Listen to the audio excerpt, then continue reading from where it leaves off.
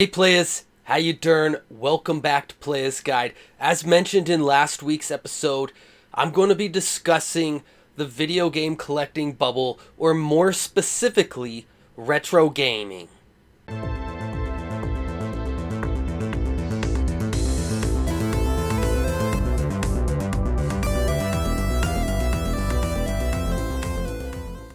So, a popular topic is the retro game collecting and video game collecting bubble. Well, I'd like to say that I've been hearing about this bubble for years and years, and people saying how, it's going to burst at this time or it's ready to burst anytime, and it hasn't happened. It's not ever going to happen because there is no bubble. It's a fallacy for people who have wishful thinking that one day they're going to wake up and we're going to go back in time to 20 years ago when video stores were a thing and they were liquidating out these games for a couple bucks to pennies. And that's the past. It's not going to happen. I talked about in the last episode of Playas Guide the nostalgia factor, which is the established trends that video game collecting tends to follow with different generations of gamers and games and their prospective consoles. So those things are likely to happen. However, we may see a dip. We may see even a significant dip in 2022 and 2023. Now, the reason for this is because of the pandemic that we're currently getting through in 2021 and 2020. And in 2020, we saw a spike across almost every console with the exception of the Wii, the Wii U, PS3, PS4, and the Xbox 360. And the reason for that is because the generations of games are on the decline right now. However, you will see some of the more rare and uncommon titles going up a little bit in value here or there. Not a bad time to buy those games. Everything else went up. And the reason for that is because everybody is at home and they're looking at what they can add to their retro game or video game collections and game rooms.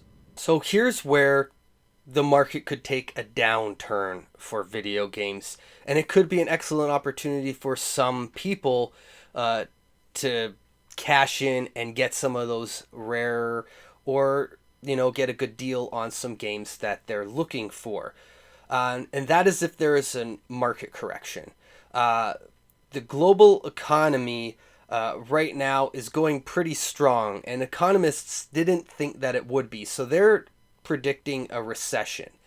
With people losing their jobs and the housing market, stock market, everything seems to be going up. Unfortunately, there's going to be some people who are faced with financial hardship. And if they're not already, and they could be, if there is a correction to the market, which I do believe, based on what a lot of economists are saying and predicting, that they are right. We are going to see this probably in 2022, 2023. And what's going to happen is people are still going to need to eat. They're still going to have to live somewhere, but they might not need a wall full of video games behind them for their YouTube channel. So they'll be forced into selling some of their belongings. Now, collectibles are a pretty liquid asset generally.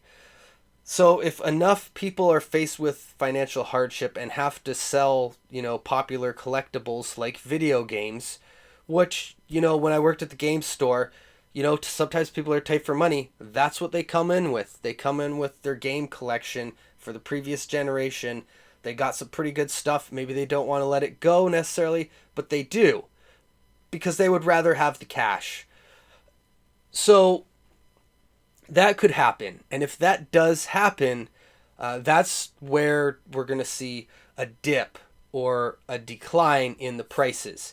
Now, that's not going to last forever, because there will always be video game collectors. And if there's enough people out there hoping for some sort of break on the video game prices so that they could cash in, well, that's that's going to generate sales and bring the prices back up. Another thing to consider is the shift towards digital games.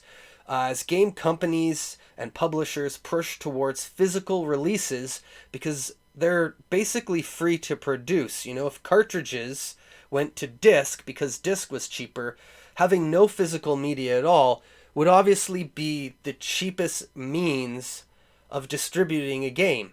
And the only reason that this hasn't really happened yet is because throughout the world, and here in North America where I am, there is still some rural parts of the country that don't have very good internet. So downloading a game could take hours to days, which has something to be said for physical media, which does often require several updates and downloads still, but is generally faster than if you're going to just download a game.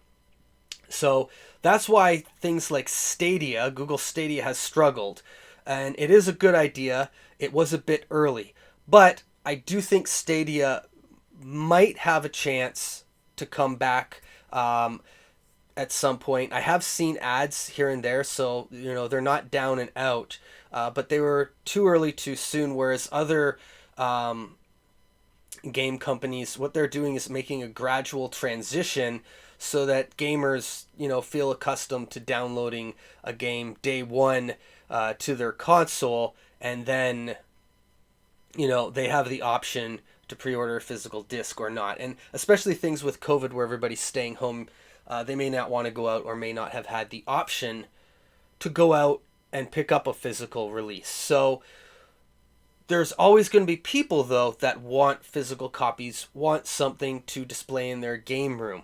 Now, going back to the nostalgia factor, one of the things that's going to contribute to that increase in price is that if we look at the most popular gaming consoles and the games for them, there are several flagship titles that still get games released for them today. So something like a Mario or a Zelda, there is a big enough fan base. People are going to want to have the original physical cartridges of those games, even if they have no nostalgia for them at all. But going even farther back to things like the Atari, the Commodore, the ColecoVision, and television, we don't see as many flagship titles. And when we do, they're games like Space Invaders or Frogger. I know Pac-Man is still around and doing well, but it's just not enough to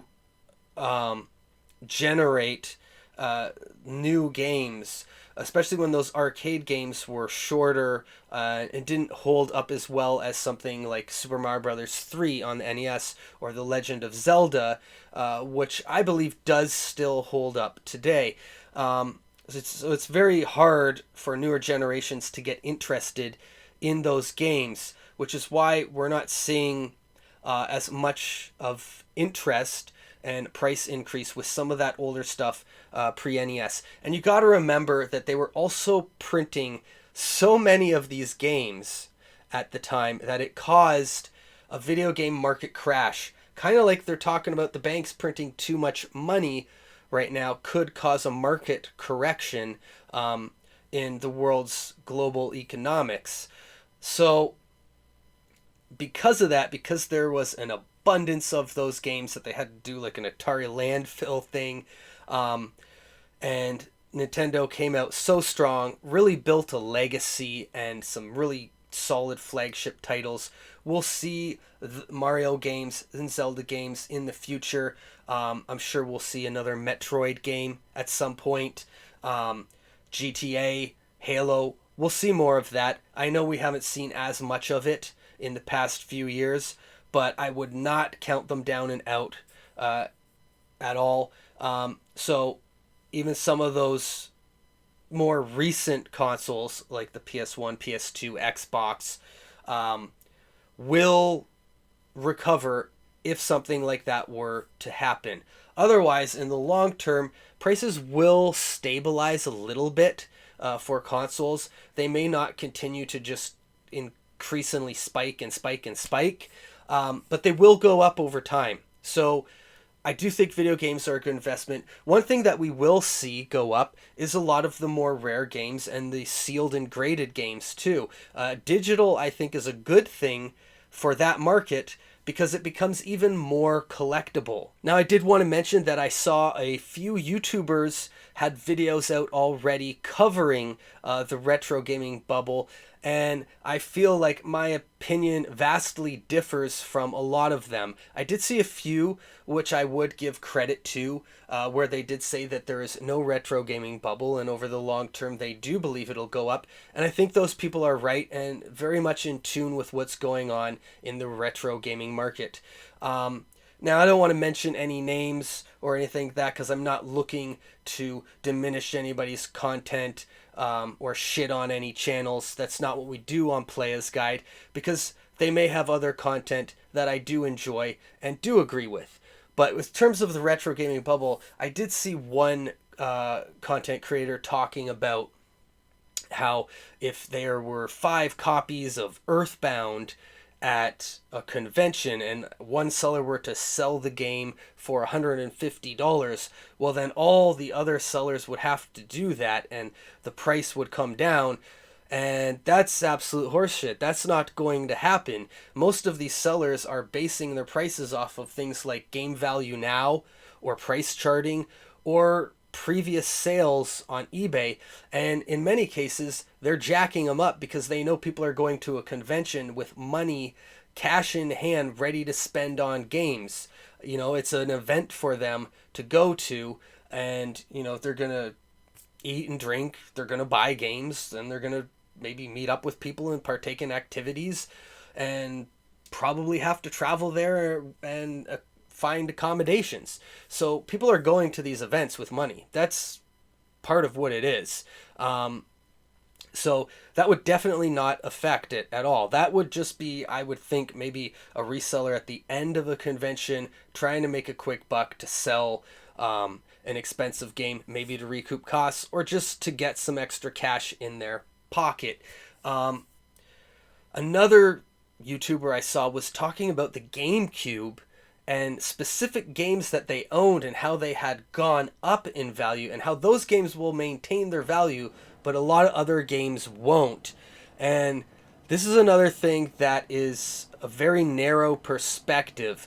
And while this person might be able to back them up by showing some of the graphs and stuff from price charting, it is an inaccurate perspective of the entire retro gaming and video game collecting market as a whole. This almost just seems like somebody trying to increase the value of the games that they own because they see them as an investment. And I'm just going to tell you guys that there's some stuff out there to take with a grain of salt, because while there may be some facts sprinkled in here and there, you know, facts sprinkling it over a bunch of bullshit is still bullshit. So just be careful what you hear. Now, you might have some interesting ideas, concepts, and opinions towards the retro gaming bubble, which doesn't exist. Leave them in the comments below. I'd like to hear them, and I'll do my best to respond to all of them. If you want to take the discussion a step farther, join the Playas Guide Discord, because there is a growing community of video game collectors and retro gamers having discussions just like this one right now. You can also join us on Twitch, where Playas Guide has daily retro gaming content from some of the highest quality retro gaming streamers that you will find on the internet. So please sub to us over there. Give us a follow on Instagram and Twitter, because Playas Guide wants to be your source for retro gaming and collecting. Until next week's episode, later, players.